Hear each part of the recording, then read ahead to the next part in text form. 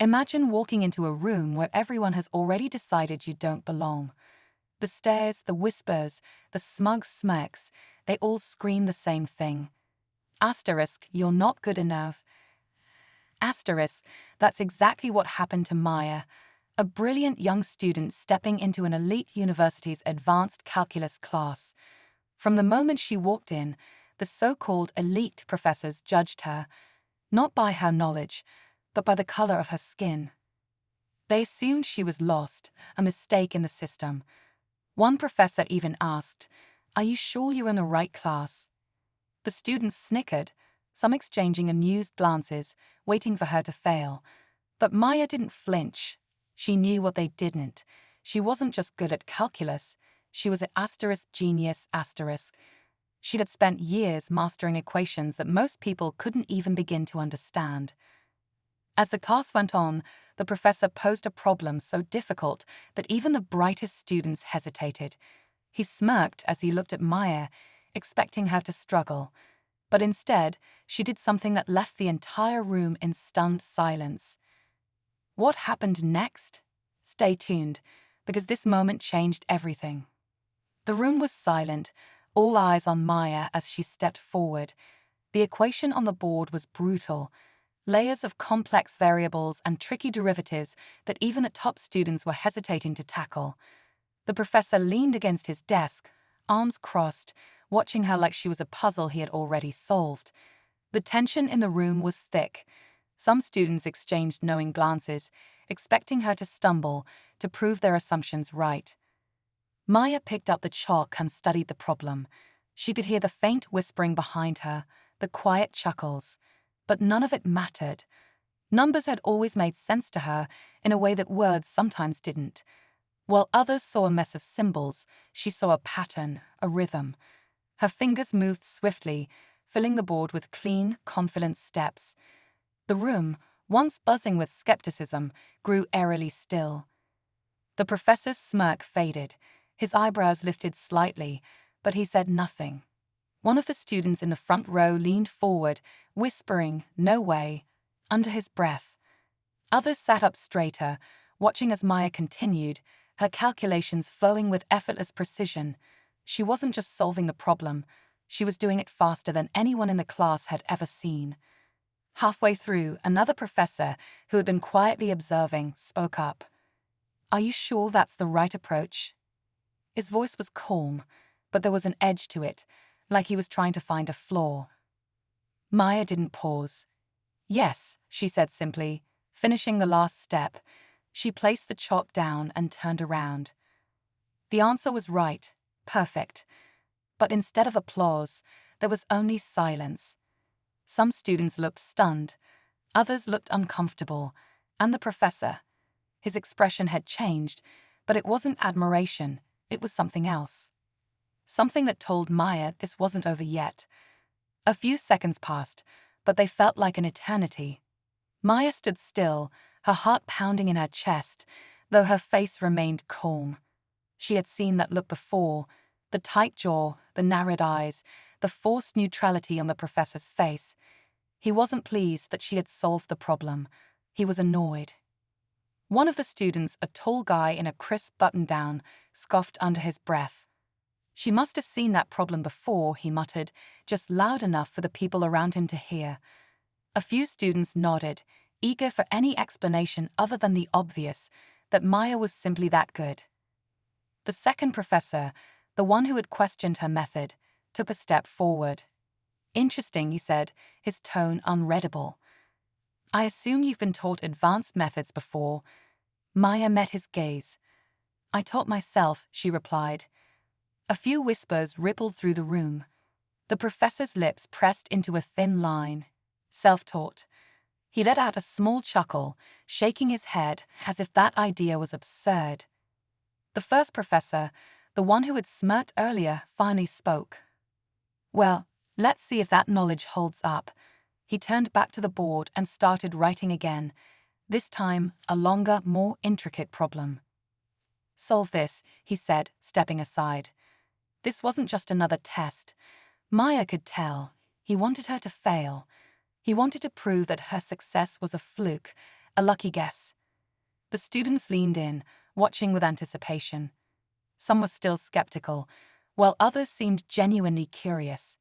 Maya, however, didn't let any of it get to her. She had spent years in rooms like this, proving herself over and over again. She took the chalk and got to work. But as she wrote, she could feel it. This wasn't just about math anymore. This was about proving something bigger, something she had been proving her entire life. Maya's hand moved across the board, her writing steady and sure. The problem was brutal. Layers of integrals, tricky limits, and abstract functions meant to trip her up. But she wasn't intimidated. If anything, she felt a rush of determination. She had spent too many years proving herself in spaces where people expected her to fail. This was no different.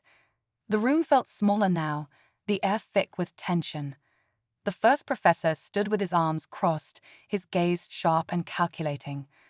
The second professor lingered near the desk, pretending to be neutral but watching every stroke of her chalk like he was waiting for a mistake. The students were dead silent, their eyes glued to the board. As Maya worked through the steps, something strange happened. Some of the brightest students in the class started nodding, their skepticism fading as they saw her logic unfold. A few even leaned closer, whispering to each other, realizing she wasn't just solving the problem, she was dismantling it piece by piece with a level of precision they had never seen. The first professor shifted, clearing his throat. "Careful," he said suddenly, his voice cutting through the silence. "That part is tricky." Maya didn't even pause. "I know," she said, adjusting the equation effortlessly. A murmur spread through the room. The tall student who had doubted her earlier leaned back in his seat, arms crossed tightly. Others exchanged glances, some impressed, others still clinging to their disbelief. But Maya could feel it, the shift. The weight of their expectations was starting to crack. Then, just as she neared the final answer, the first professor did something unexpected. He stepped forward, grabbed an eraser, and wiped out part of her work. "Start again," he said, his tone flat. "Explain it from the beginning." Gasps filled the room. Maya froze, gripping the chalk. This wasn't about math anymore. This was a challenge, one that she couldn't afford to lose. For a brief moment, Maya just stared at the erased section of her work. The logic, the effort, gone in a single swipe.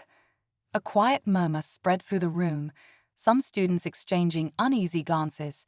They all knew what had just happened. This wasn't about clarity. This was about control.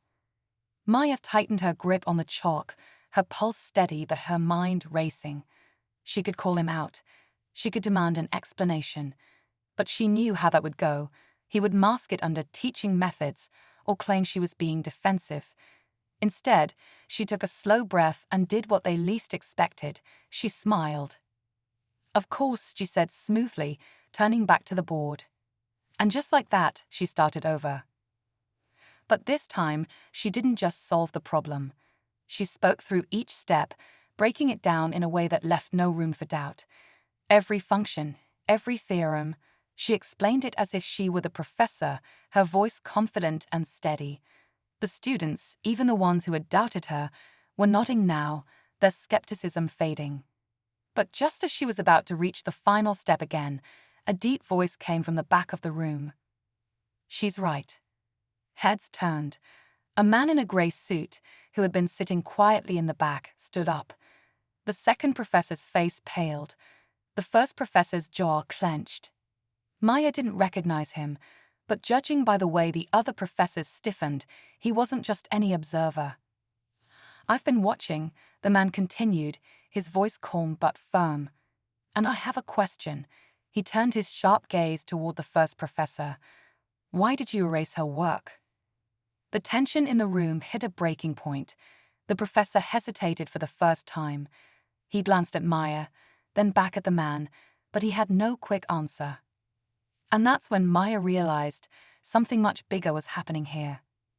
The silence in the room was suffocating. The first professor shifted uncomfortably, his usual smug confidence slipping. He opened his mouth as if to answer, but no words came out. The man in the grey suit raised an eyebrow, waiting. Maya could feel the weight of the moment. This wasn't just about her anymore. It was about the truth, about all the times people like her had been doubted, dismissed, erased, just like her work on that board. Finally, the professor forced a smile, though it didn't reach his eyes. "I was simply testing her ability to explain her process," he said, his voice unnaturally even. "It's important to ensure full understanding." The man in the grey suit didn't look convinced. He crossed his arms. Interesting, because from where I was sitting, it looked like an attempt to undermine her. He let the words hang in the air before turning to Maya. "Continue. I want to see you finish." Maya didn't hesitate. With steady hands, she rewrote the final steps, her chalk gliding across the board with confidence. The answer appeared, crisp and undeniable. She turned back to the room. The students stared, some in awe, some in quiet embarrassment for ever doubting her. Even the tall student who had mocked her earlier looked down at his notebook, avoiding her gaze. Then the second professor cleared his throat. "I think we've seen enough," he said quickly, trying to regain control of the situation. But before he could move on, the man in the grey suit spoke again. "I agree." He stepped forward, pulling out a card and placing it on the professor's desk. "My name is Dr. Lawson. I'm from the university's academic board, and I came to observe today's class. What I just witnessed was deeply concerning." His eyes flicked toward the professor. "We'll be having a conversation about it." The first professor stiffened, his face paling. Maya, however, felt something shift inside her. For once, she didn't have to prove herself alone, and that was the biggest victory of all. The tension in the room lingered, but the power had shifted. The professor, who once held control, now looked like a man scrambling for excuses. He forced a nod, muttering something about being happy to discuss things further, but his usual confidence was gone. The students, sensing the shift, whispered among themselves, some glancing at Maya with newfound respect. Maya exhaled, letting the weight of the moment settle. She had done what she came here to do, not just solve a problem but prove, without a doubt, that she belonged. She didn't need approval, but seeing the doubt in their eyes turn into something else, acknowledgement, was a victory in itself. Dr. Lawson gave her a small nod. "Impressive work," he said. "Keep pushing forward." Then, with one last glance at the professors, he turned and walked out. Class continued, but everything felt different. The professor moved on, pretending as if nothing had happened, but the energy in the room had changed. When Maya took her seat, a student beside her, a quiet girl who hadn't spoken much, leaned over. "That was incredible," she whispered. "You didn't just prove them wrong. You made them see." Maya smiled. Maybe for the first time, she wasn't just fighting to be heard, she had made an impact. As she packed up her things at the end of class, she didn't rush out like before. She walked out with her head high, knowing that this was only the beginning. She had more to prove, more to achieve, but now, the world knew exactly what she was capable of.